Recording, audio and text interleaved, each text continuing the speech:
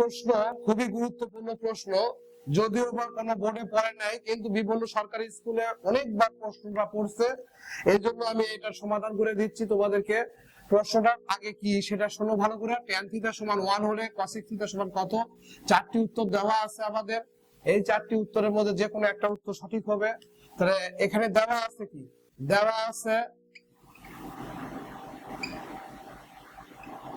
tan theta সমান 1, tan theta সমান tan 45 degree.